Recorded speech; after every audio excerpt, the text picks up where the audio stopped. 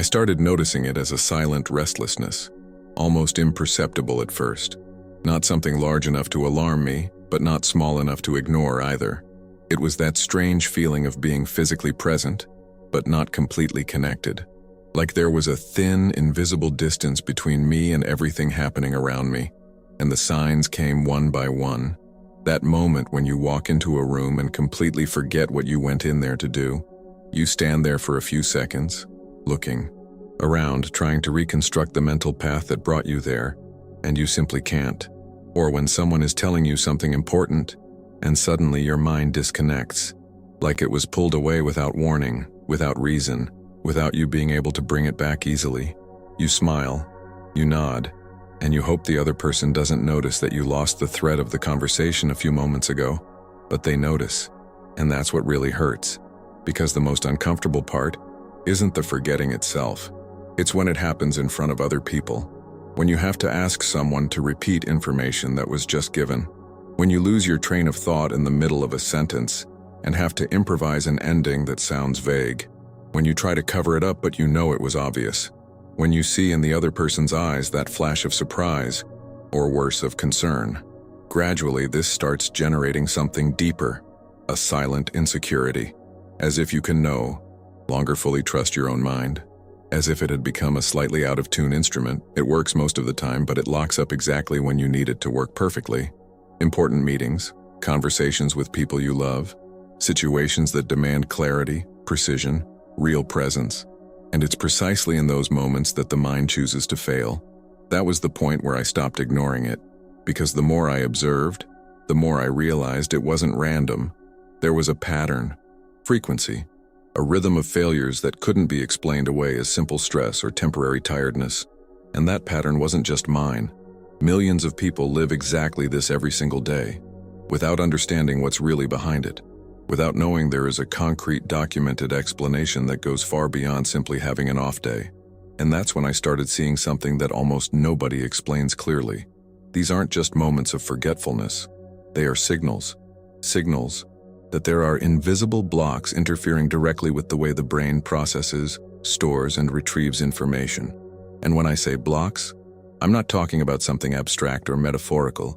I'm talking about real, studied, documented factors. Things that directly affect brain function in measurable, scientifically validated ways. Let me explain what that means in practice. The human brain is an extraordinarily complex communication system. It operates through a network of approximately 86 billion neurons, each connected to thousands of others through structures called synapses. Every thought you have, every memory you form, every word you search for in your mind, all of that is the result of electrical and chemical signals traveling through those connections in fractions of a second. When that system works well, the experience is one of fluidity. Words come naturally, thoughts connect, memory responds when you need it. But when something starts interfering with that communication, the experience changes completely. Connections slow down, signals arrive with interference, memory takes longer to respond, or doesn't respond at all, and you're left with that frustrating feeling that the information is there, somewhere, but you simply cannot access it. This isn't mental weakness. It isn't a lack of intelligence. It isn't inevitable aging. It is a block. And blocks have specific causes. The first cause, and perhaps the most silent one, is low-grade, chronic inflammation.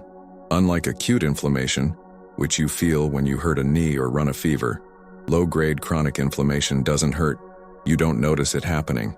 It operates in the shadows, constantly, day after day, week after week, and the brain is extremely sensitive to it.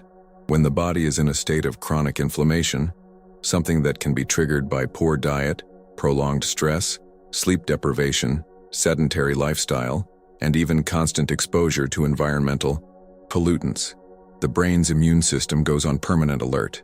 The brain's immune cells, called microglia, begin operating in constant defensive mode. The problem is that in this state of perpetual alert, these cells end up compromising the very neural connections they were supposed to be protecting. It's like a security system that, instead of protecting the house, starts damaging the structure because it's always activated. The practical result? Slower neural communication, less efficient memory, focus that scatters more easily, that constant feeling of mental fog that doesn't go away even with coffee or rest. The second cause is oxidative stress. The brain consumes a disproportionate amount of oxygen relative to its size, roughly 20% of all the oxygen you breathe. That intense metabolism generates byproducts called free radicals. Under normal conditions, the body neutralizes these radicals with natural antioxidants. But when free radical production exceeds the body's ability to neutralize them, which happens easily in the context of modern life, the result is oxidative stress.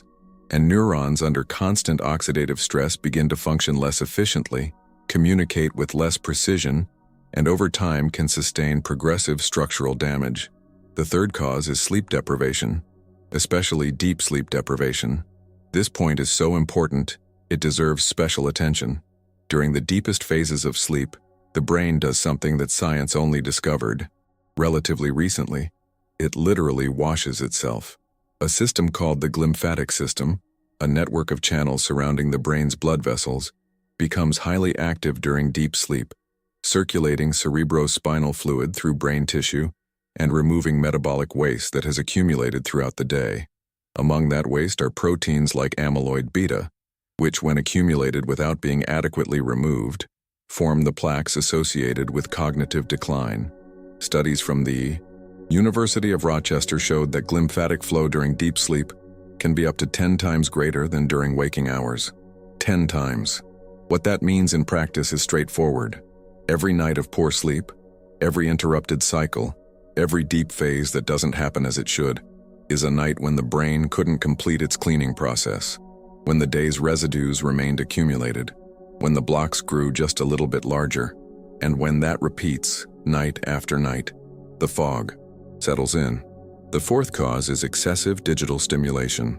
We live in an era of informational overload with no historical precedent. Notifications, feeds, short videos, messages, alerts. The flow is continuous and never truly stops. And the brain, which evolved to process a far calmer and more predictable environment, finds itself constantly overwhelmed. What happens when a system is chronically overloaded? It begins to prioritize immediate response at the expense of deep consolidation. The brain learns to process information in a shallow, rapid way, which is great for reacting to immediate stimuli, but terrible for long-term memory, complex reasoning, and sustained focus. It's a silent trade-off we make every day without realizing it. And the fifth cause is inflammatory nutrition. The connection between the gut and the brain, known as the gut-brain axis, is one of the most fascinating discoveries in neuroscience in recent years. The gut produces approximately 90% of the body's serotonin.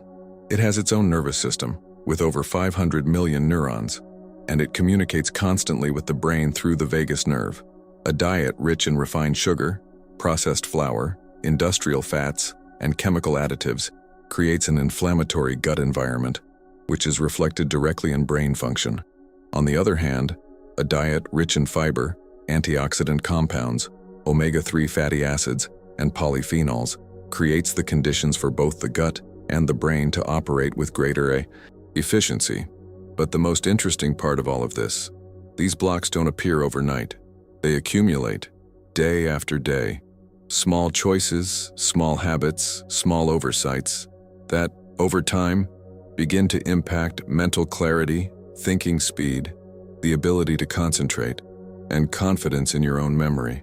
And that's exactly why so many people don't realize what's happening, because it's gradual, almost imperceptible, until the moment it starts to genuinely bother you. And when I understood this, everything started to make sense. It wasn't a lack of ability. It wasn't age catching up. It wasn't mental laziness or lack of effort. It was my brain reacting to the environment I was creating for it, day after day, choice after choice, without noticing the accumulated impact of each small decision. And that realization completely changes your perspective. Because if there's a cause, there can also be a path forward. And it's exactly that path we put together in the practical guide available at the first link in the description. Click now and access it. It's straightforward, evidence-based, and it can change the way you take care of your brain starting today. Now, before talking about solutions, I need to clear up something most people believe. There's a widely held idea that cognitive decline is inevitable, that it's only a matter of time before memory starts to slip, focus scatters, and mental clarity disappears, that this is a natural part of aging, something to accept, not reverse. That idea is wrong. Not completely wrong in the sense that the brain doesn't change with time. It does. But deeply wrong in the sense that those changes are inevitable, irreversible, or outside your control. Modern neuroscience has demonstrated something that completely contradicts that fatalistic view: the concept of neuroplasticity. Neuroplasticity is the brain's ability to structurally and functionally reorganize itself in response to experiences, learning, and stimulation. It isn't a speculative theory. It's a documented phenomenon visible in MRI imaging, in longitudinal studies with patients of all ages, in controlled experiments with humans and animals. What does that mean in practice? It means the adult brain can create new synaptic connections. It can reorganize neural routes to work around damaged areas. It can, in response to consistent and adequate stimulation, grow in regions that have been compromised. The hippocampus of a London taxi driver, who memorizes thousands of streets and routes, is demonstrably larger than average. The motor cortex of a musician who practices regularly shows greater thickness than that of non-musicians. Gray matter in areas linked to attention and emotional regulation is greater in long-term meditation practitioners. The brain responds to what you do with it. This isn't empty motivation, it's biology. And it means that the blocks I mentioned, chronic inflammation, oxidative stress, sleep deprivation, digital overload, inflammatory nutrition, when reduced consistently, create the conditions for the brain to begin reorganizing itself, for connections to strengthen, for neural communication to improve, for memory, focus, and clarity to begin responding differently. So how does this happen in practice? The first step is sleep, not just in quantity, but in architecture. Most people know they need more sleep, but few understand that the quality of sleep stages matters as much as total hours. A complete sleep cycle passes through different stages, including light sleep, slow-wave deep sleep, and REM sleep. Each of these stages has specific and complementary functions. Slow-wave sleep is when the glymphatic system operates most intensively, removing waste like amyloid beta. REM sleep is when memories are consolidated, emotional connections are processed, and the brain makes creative connections between seemingly unrelated pieces of information. Disrupting any of these stages, whether by an alarm that goes off too early, alcohol that fragments the cycles, or phone light that delays the onset of deep sleep, means depriving the brain of essential maintenance processes. The second step is nutrition focused on neuroprotection.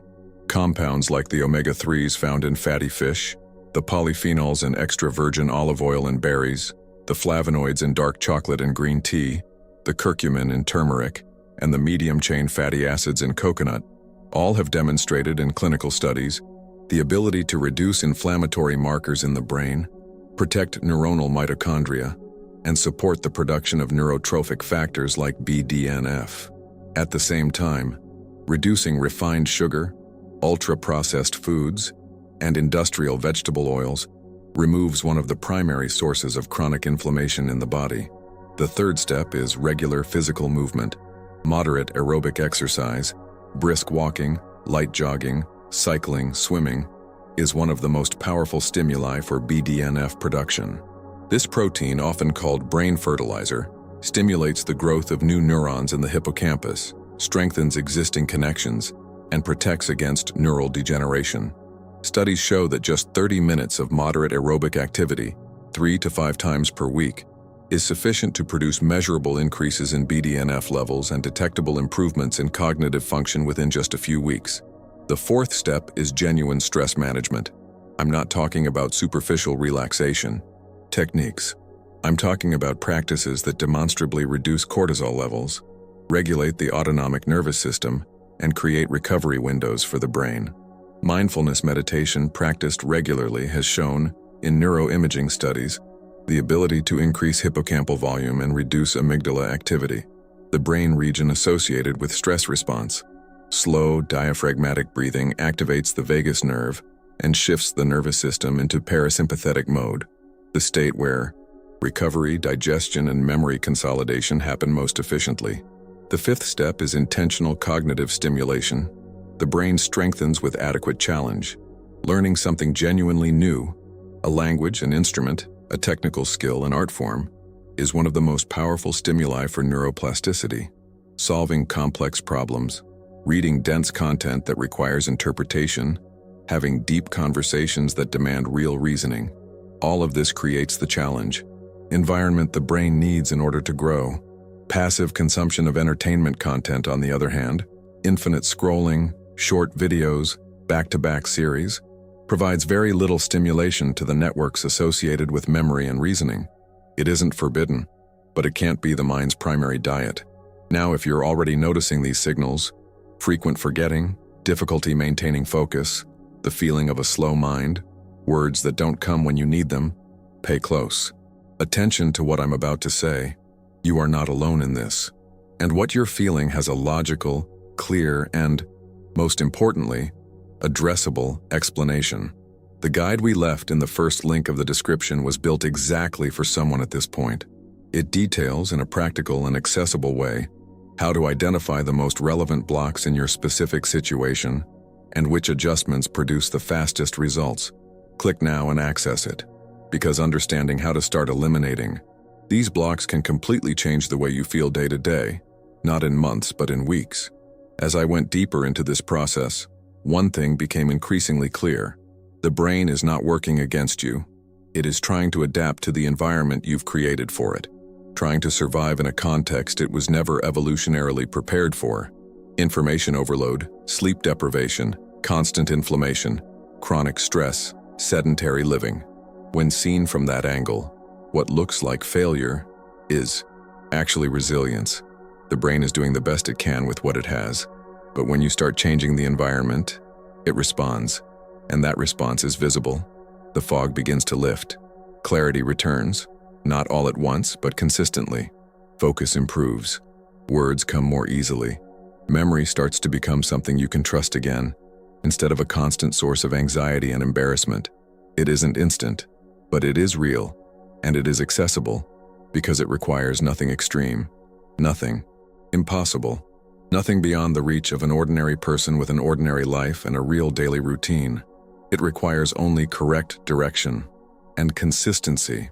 Today, I see all of this in a completely different way, not as a problem without a solution, not as something to accept resignedly, but as a system, sophisticated, adaptable, responsive, that needs the right stimulation to function at its best. And when you truly understand this, you stop blaming yourself. You stop being ashamed of the forgetting. You stop treating the signals as weakness, and you start seeing them for what they really are. Information, data, the brain communicating what it needs. And when you listen to that communication and act accordingly, that's when everything changes. The silent insecurity that had been growing inside you starts giving way to something different. Confidence, presence, clarity. If you're tired of forgetting simple things, of feeling lost in conversations, of dealing with that constant feeling of a foggy mind, the method we left in the pinned comment and in the first link of the description was made for you. It's practical, evidence-based, and walks you step by step through how to recover mental control. Don't put it off. Click now, because in the end, this isn't just about memory. It's about quality of life. It's about living with real presence, not just physically present, but mentally connected, fully lucid, fully yourself. It's about trusting your own mind again, and realizing there is still time, that the brain responds, that you have far more control over this process than you think. If this content made sense to you, if at any point while watching you thought, "This sounds like what I feel," then subscribe to the channel. Because in the upcoming videos I'm going to keep showing you, in a clear, practical, and evidence-based way, how to unblock your mind's potential and live with much greater focus, memory, and mental clarity every single day. No magic, formulas, no empty promises, only what actually works, explained in a way that anyone can understand and apply, because you deserve a mind that operates at its best. And the path to that starts exactly here.